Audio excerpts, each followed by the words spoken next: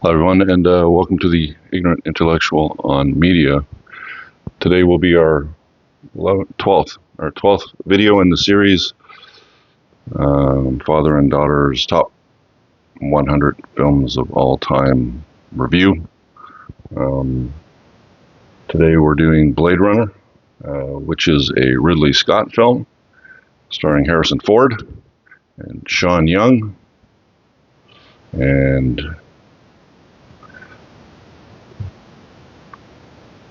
how good is my memory? And a few others. Daryl Hannah, the dude from Newhart, who had two brothers named Daryl. He played Sebastian in it. John F. Sebastian, J.F. Sebastian. Anyway, so, but basically, it's Harrison Ford is the main character.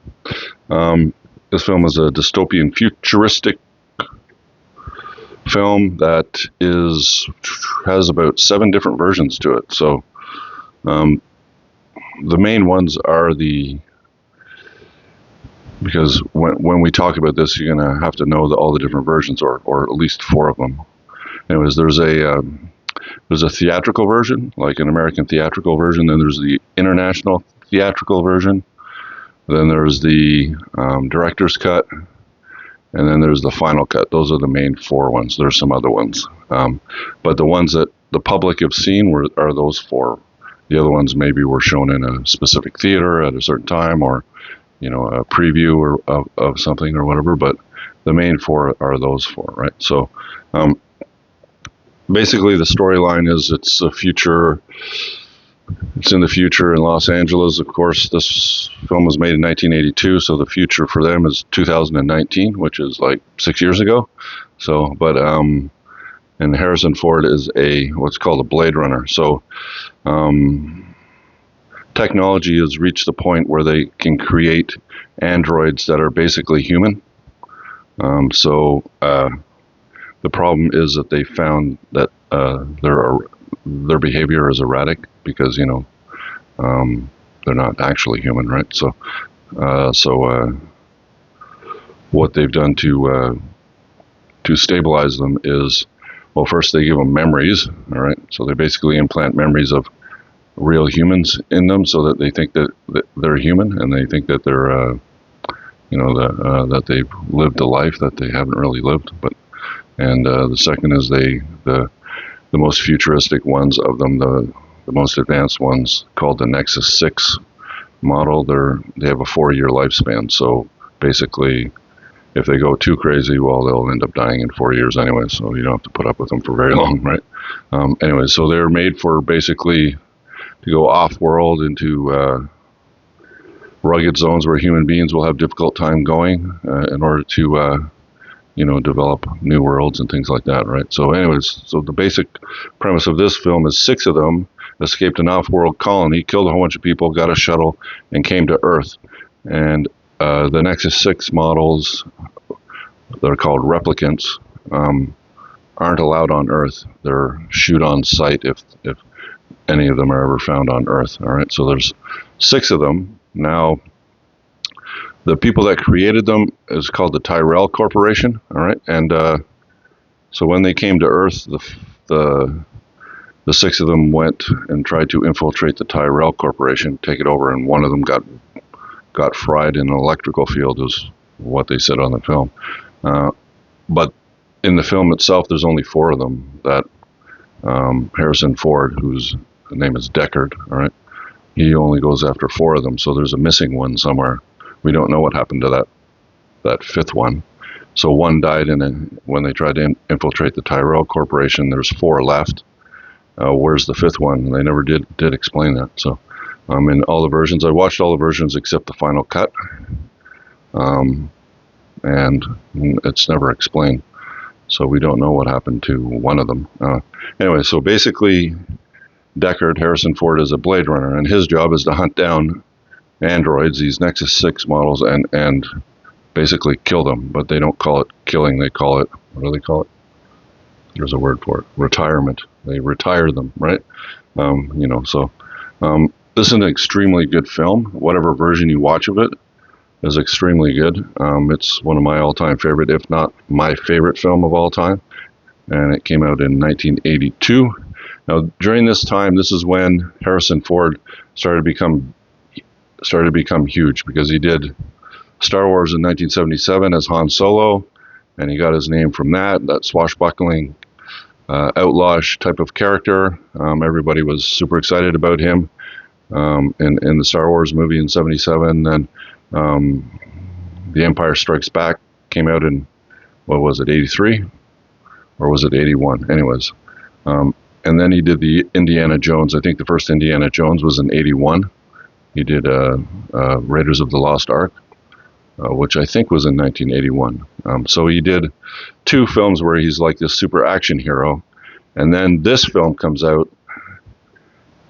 It doesn't bomb, but it doesn't do very well. I think it cost 30-something million to make, and it made overall maybe 41 million. So it wasn't really, it was a lackluster. And everybody is saying it's because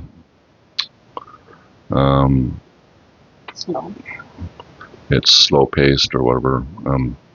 But I think the main reason, which nobody ever mentions that I've read or anything or I've listened to, is they call it slower. It's more intellectual, that kind of thing. But they complain about there's not enough action in it, right? So,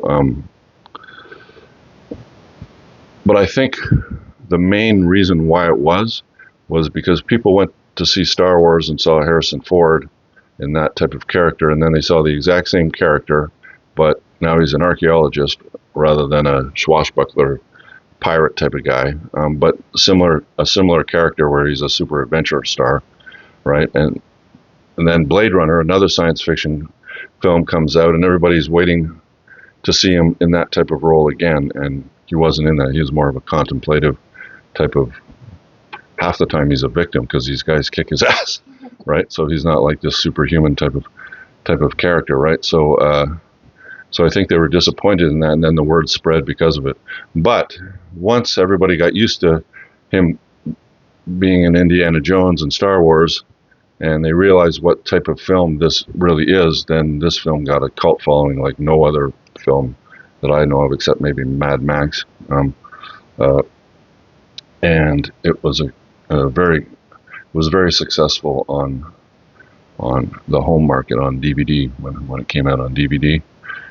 So basically, the 4 main versions, there's little differences in them. Mostly the story is the same. The biggest differences between all of them is that the American theatrical version has a voiceover. Harrison Ford narrates pretty much all the film, right? So whenever there's a break between two scenes, you'll hear Harrison Ford talk about what just happened and what he's doing or whatever it's like. Because they screened the film to an American audience, and the American audience was lost half the time in the film, so they said, well, okay, let's get Harrison Ford to narrate so that they can bring the audience along, like Americans are idiots or something, right? So, and then you have the international version, all right, which also Harrison Ford narrated, all right? So, but the difference between the international version and the American version is the international version was a little bit more violent. Basically, there's some scenes like when Roy ends up meeting Tyrell, he uses Jean Sebastian to get into the Tyrell Corporation because he's very hard to meet, and he kills his maker, basically. Roy does, who's played by Rutger Hauer. What he does is he grabs Tyrell's face and kind of squishes it, and then takes his 2 thumbs and puts them in his eyes, and then basically puts his thumbs through his head, right? In the American version, it's calmed down. You just kind of see him start to put his thumbs through, and then it cuts away to Sebastian, kind of freaking out of what's going on. He feels guilty for letting Roy up into the sanctuary of Tyrell, right? So, but in the international version, they don't cut away as quickly, and you see him put his thumbs right through, and you see blood splurting out and everything, right? But you don't get that in the American version. And then the second one, when Pris ends up trying to kill Deckard, where she does all these gymnastic flips and everything, and then Deckard gets away and grabs his gun and shoots Pris, and she starts flopping around like she has. And so then well, I think there's 3 shots in the international version, and there's only 2 shots in the American theatrical version.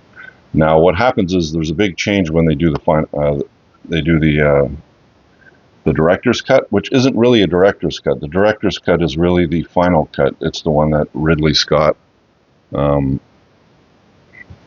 approves of, is the final cut, right? So the director's cut he didn't really approve of, but they kind of added things to it, and then put it out. And that's the best out of the 3 that I've watched. I haven't watched the final cut yet. The final cut supposedly is basically the director's cut and the international version kind of combined, right? So because the director's cut takes out that violence as well. It doesn't have that violence like the international version does. Well, the final cut puts that back in. All right. So, but the director's cut, what it does, there's 2 main big differences between the director's cut and the international American theatrical version. And that, number 1 is they remove Deckard's voices. He doesn't narrate it, right? Which makes the film much better, right? And number 2 is they show Deckard have a dream about a unicorn, and that isn't in the theatrical versions of the film. So he's like sitting at the piano, and he's tapping the piano, and then he goes into like this dream state, and he dreams of a unicorn. All right, so that version, which came out in '92, kind of, there's like the biggest conversation piece about this whole film is whether Deckard is actually a replicant or a human, and there's arguments on both sides of it. With the director's cut, you get more into that maybe he is a replicant, right? Whereas in the international and the American version, you don't really, you don't clue in as much of that. Now, some of the reasons why they say that he's a replicant is when he's in the office of the chief or whatever, and he says, well, if you're not police, then you're little people, and that's what convinces Deckard to rejoin the Blade Runners, right?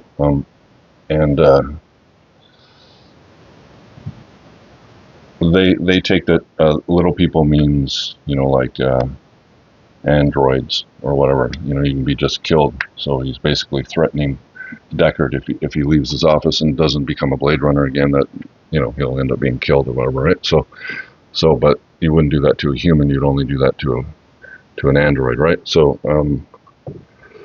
but I don't think that holds water. I think it's more of you're a little person, as in you're one of the lower classes of people, because everybody that's on Earth, if you've read the book, which is Do Androids Dream of Electric Sheep by Philip K. Dick, the only people that are left on Earth are the ones that were either too poor or not healthy enough to leave Earth to go to the different colonies, right? So everybody that's on Earth is basically kind of like a reject, right?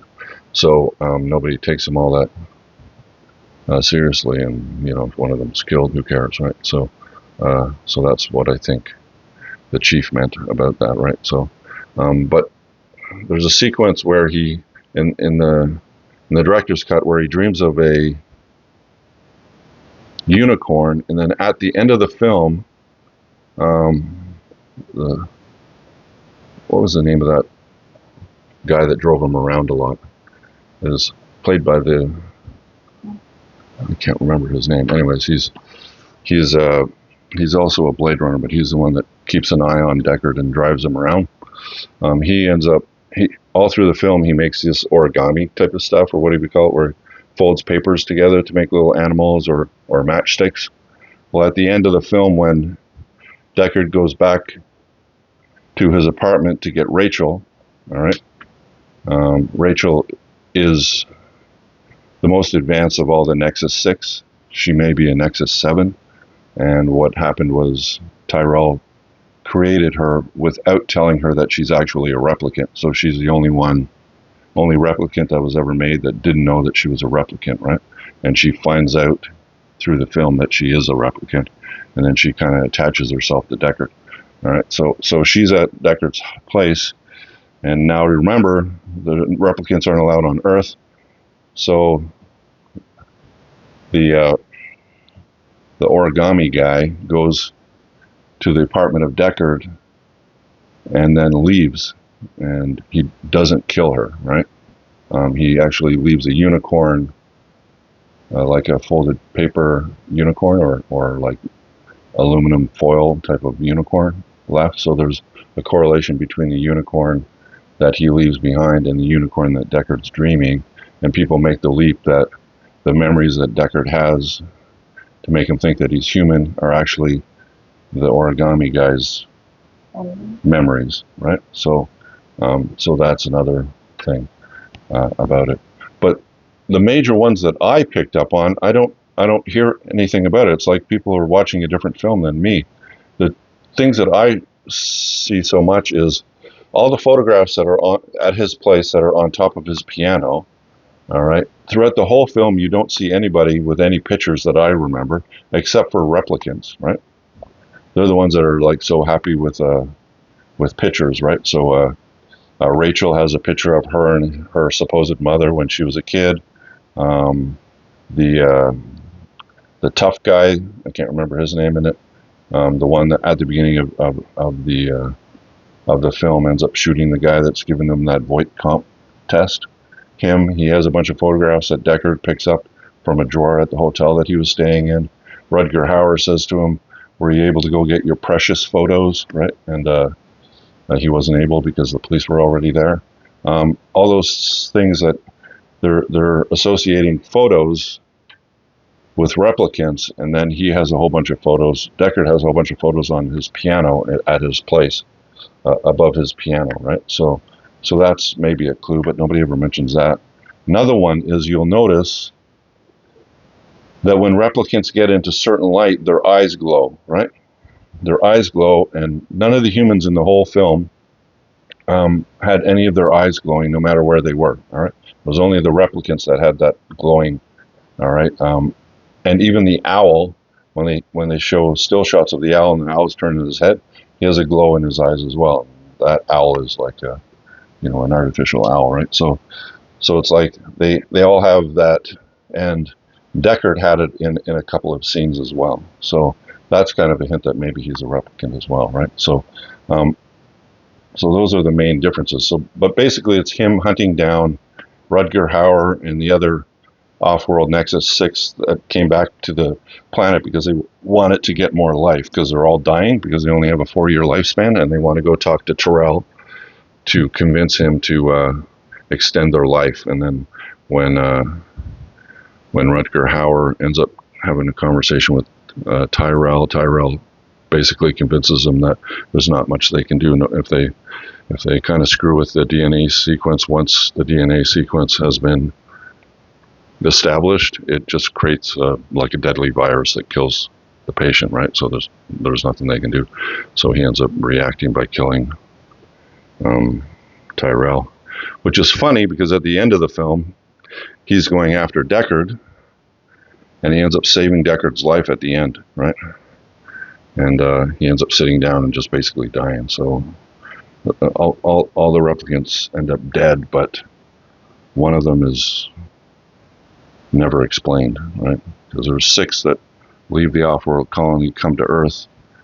The 4 that Deckard kills, or Rutger Hauer at the end, ends up dying. And the one that goes through the electrical field and dies. You don't see that, but it's mentioned.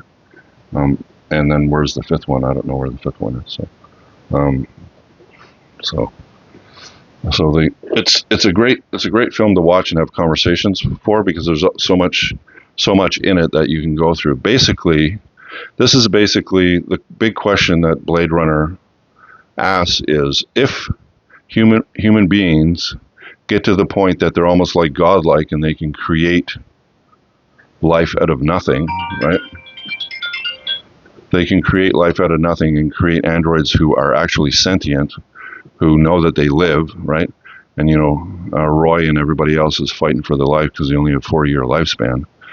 are should they be able to be owned and be slaves, or should they have free will like every other human being? Especially the Rachel character, who never knew that she was a replicant until Deckard shows her that she is, by doing that Voight comp test on her, right?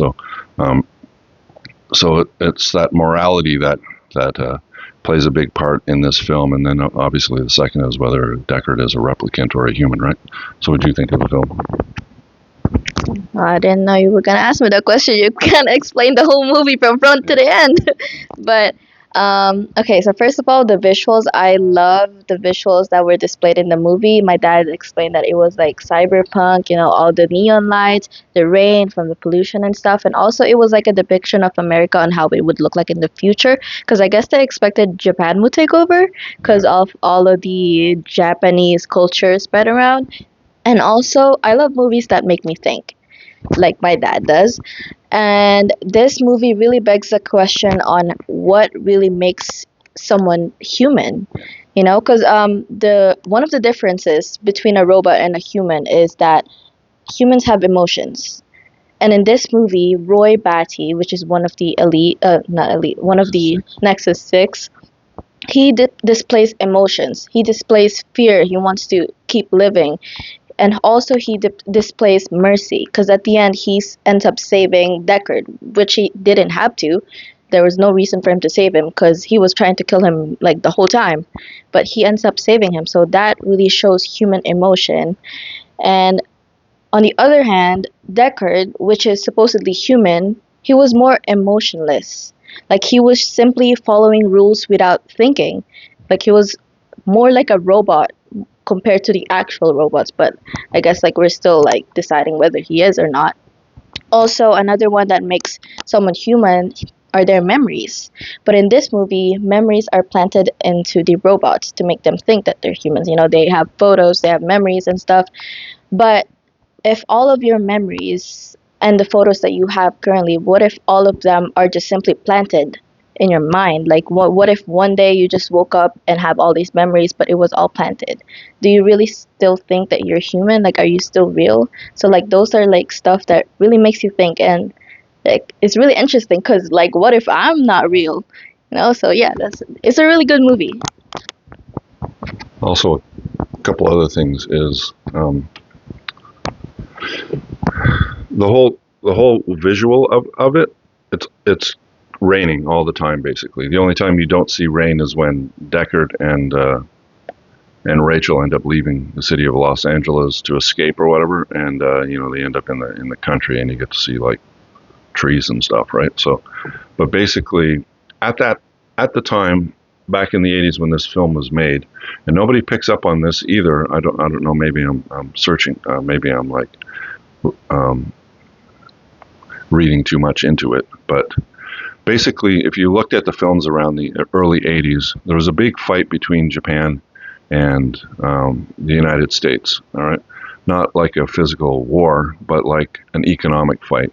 Japan was coming out of like some seriously good economic, and they were spreading economic situation, and they were spreading around the world. Cars, electronics, they were taking over everywhere. Sony, Mitsubishi, Honda, Toyota, all these Japanese corporations were infiltrating the United States, and the United States had a fear that Japan would end up taking over, right? So there was like this underlying fear in the United States back in the early 80s of Japan and its power and its corporations. You see it in the films that they make, all right, during that time. This one, all right, so there's a huge Asian influence in Los Angeles at this time. In fact, basically, it's only the main characters who are white, and not all of them are white. But every other character in the film pretty much is Asian, all right, and mostly Japanese, all right. So basically, Japan took over Los Angeles, all right. And at the beginning of the film, you see like a bird's eye view of Los Angeles, and all it is one factory pipe or stack after another stack. And what Ridley Scott was doing with that was to say that industrialization and corporations, if they take over, they'll turn the world into a dystopian world where it's money that matters, and your living conditions don't matter or anything else, right? So basically, you have bad weather because of the destruction of the environment, because of all the factories, and you have Japan taking over the United States, at least in Los Angeles, where because there was a fear. You see it in a bunch of different films. You see it in like Die Hard. I don't know if I'm assuming you've watched Die Hard. The John McClane, who's a New York police officer, marries a woman who has ambition, and she ends up getting hired by a Japanese corporation that was building a plaza, like huge buildings, office buildings in LA, and she moves to LA, and then John McClane hops a plane to go visit her, even though they're separated, and then he ends up getting stuck it's called Nakatomi Plaza, with a bunch of thieves who want to steal the bearer bonds that are in the basement of the Nakatomi Plaza, basically, right?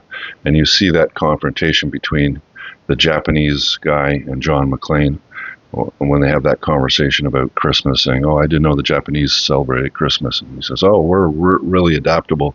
And then later on, he says, "We couldn't get you in war or whatever, but we got you with, with cassette tapes or whatever, right?" So basically, there's that fear of the Japanese corporation taking over America, right? So you see it in this film, you see it in,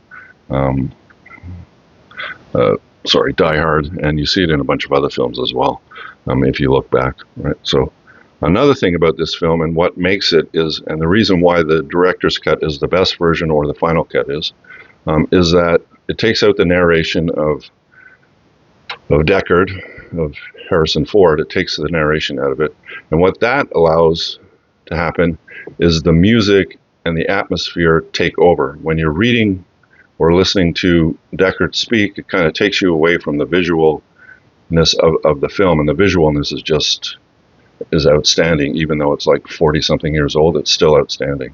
And the soundtrack by Vangelis turns the mood of this film into like very depressing. Without the music, this film wouldn't be half as good as it is. And the Vangelis's Blade Runner soundtrack is probably, it's my all-time favorite soundtrack, and it's one of the great soundtracks of all time if you haven't listened to it. The mood of the whole film is based on Vangelis's electronic music, and you see it all the time. You hear it, and it puts you in a mood. It puts you in a depressing, relaxed type of mood when you're watching this film. Is this cyberpunk influence, and Vangelis's electronic music is just amazing. All right, so if you have not seen Blade Runner, see it. It's one of the greatest films of all time. It's Ridley Scott's best film, and he's made some bangers. Like, what has he made? He's made Gladiator is probably his second best film, and others I would have to think, and don't really want to think. It's kind of late at night. So a great film. And anything else? Scratch it.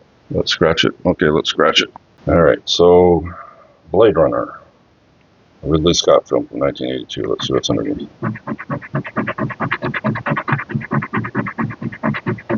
What is that? Has the dove. We never did. Oh, we didn't talk about the dove. Oh yeah. Basically, at the end of the film, Roy is holding a dove when he dies, and when he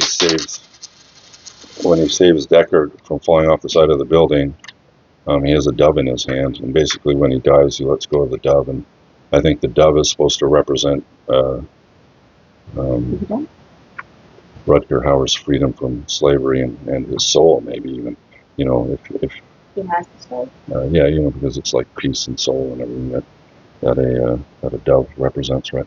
So he lets go of the dove flies away, it's like his soul going to heaven or whatever. So we didn't mention that, so that's kind of cool. Out of all the things they can put it on, they put something on it that we didn't even talk about. Right. All right, so that's Blade Runner. That's the 12th film that we've watched. The 13th will be, what is it? It's Rocky. All right, Rocky, the boxing film starring Sylvester Stallone. What made Sylvester Stallone a star? All right. If you like the video, leave a thumbs up. Think about subscribing. And if you do, we would appreciate it. And you have a great night or day, depending on when you watch this. And we'll see you in the next video. Bye for now. Bye.